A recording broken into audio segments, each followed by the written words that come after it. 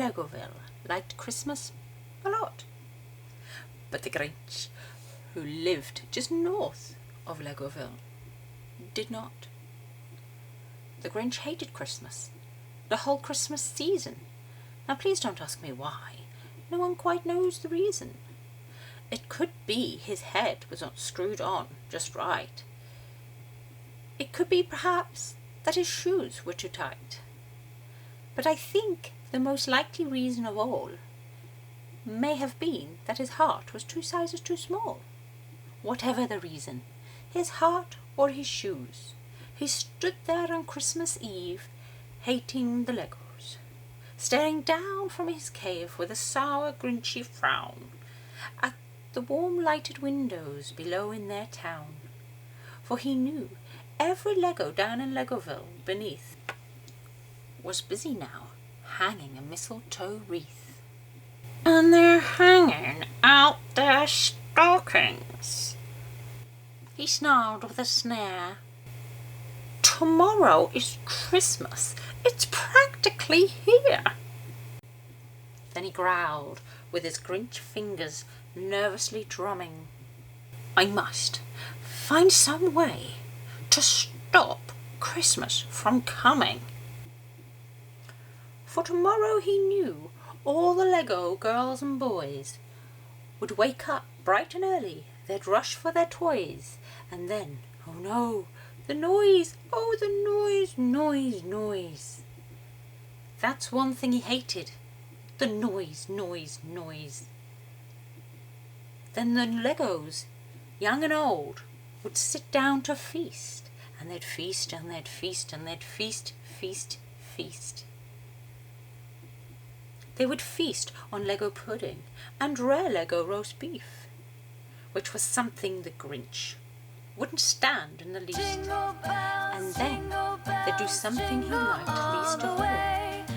Every Lego down in Legoville, the tall and the small, would stand close together with the Christmas bell ringing. They'd stand hand in hand, and the Legos would start singing. They'd sing and they'd sing and they'd sing, sing, sing, sing. And the more the Grinch thought of this Lego Christmas sing, the more the Grinch thought, I must stop the whole thing. Why, for 53 years I've put up with it now. I must stop this Christmas from coming. But how? Then the Grinch got an idea, an awful idea.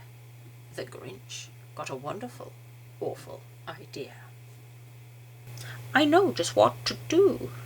The Grinch laughed in his throat, and he made a quick Santa Claus hat and coat, and he chuckled and clucked. What a great Grinchy trick! With this coat and this hat, I look just like Saint Nick. All I need is a reindeer. The Grinch looked around, but since reindeer are scarce, there was none to be found. Did that stop the old Grinch? No.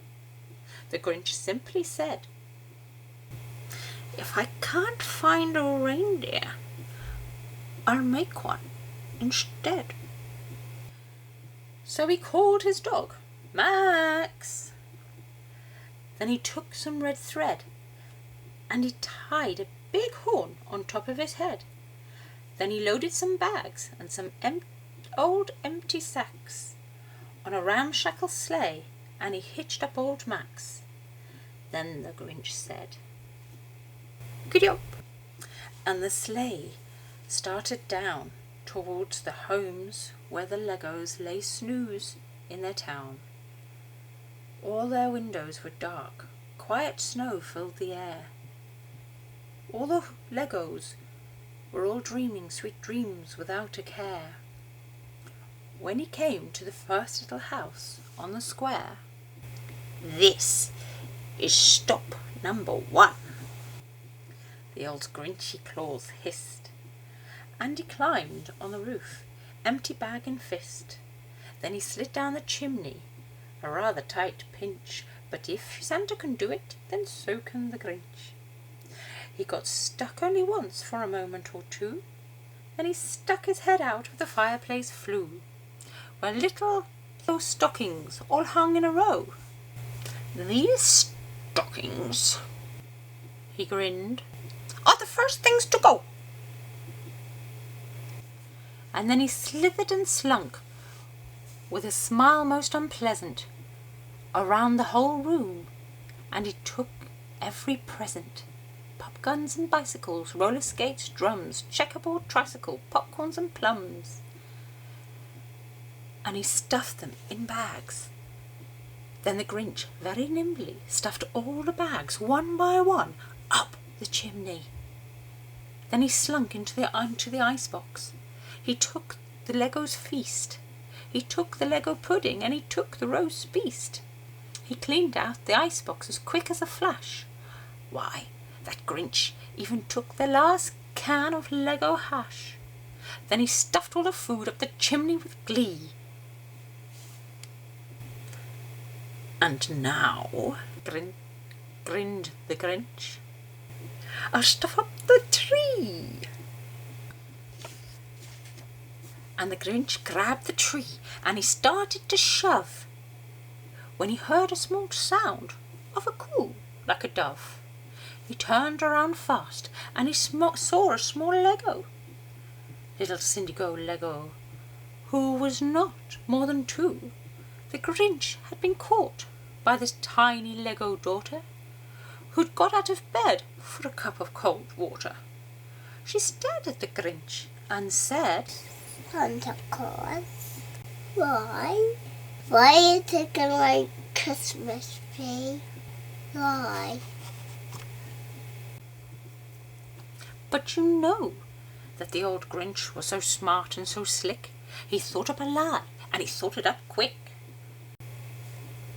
"Why, my little sweet tot," the fake Santa Claus lied, "there's a light on this tree that won't light on one side. So I'm taking it home to my workshop, my dear. I'll fix it up there, and I'll bring it back here." And his fib fooled the child. Then he patted her on the head, and he got her a drink, and he sent her to bed. And when Cindy-Go Lego went to bed with her cup, he went to the chimney and stuffed the tree up. Then the last thing he took was the log on their fire. Then he went up the chimney himself, the old liar. On their walls he left nothing but hooks and some wire, and one speck of food that he left in the house was a crumb that was even too small for a mouse. Then he did the same thing to the other Lego houses, leaving crumbs much too small for the other Lego mouses. It was 15:15 dawn, and all the Legos still a bed, all the Legos still a snooze, when he packed up his sled, packed it up with their presents, the ribbons, the wrappings, the tags, and the tinsel, the trimmings, the trappings, 3,000 feet up the side of Mount Crumpet. He rode with his load to the tip-top to dump it. "Pooh-pooh to the Legos," he was Grinchly humming. "They're finding out now that no Christmas is coming. They're just waking up. I know what they'll do. Their mouths will hang open for a minute or two. Then the Legos down in Legoville will cry, boo-hoo." "That's a noise," grinned the Grinch, "that I simply must hear." So he paused, and the Grinch put his hand to his ear, and he did hear a sound rising over the snow. It started in low, then it started to grow. But the sound wasn't sad. Why, this sounded merry. It couldn't be so, but it was merry, very. He stared down at Legoville. The Grinch popped his eyes. Then he shook. What he saw was shocking surprise. Every Lego down in Legoville, the tall and the small, was singing without any presents at all. He hadn't stopped Christmas from coming. It came. Somehow or other, it just came the same. And the Grinch, with his Grinch feet ice cold in the snow, stood puzzling and puzzling. How could it be so? It came without ribbons. It came without tags. It came without packages, boxes or bags. And he puzzled 3 hours, till his puzzler was sore. Then the Grinch thought of something he hadn't before. Maybe Christmas, he thought, doesn't come from a store. Maybe Christmas, perhaps, means a little bit more. And what happened then? Well, in Legoville they say that the Grinch's small heart grew 3 sizes that day, and the minute his heart didn't feel quite so tight, he whizzed with his load through the bright morning light, and he brought back the toys and the food for the feast. And he himself, the Grinch, carved the roast beast.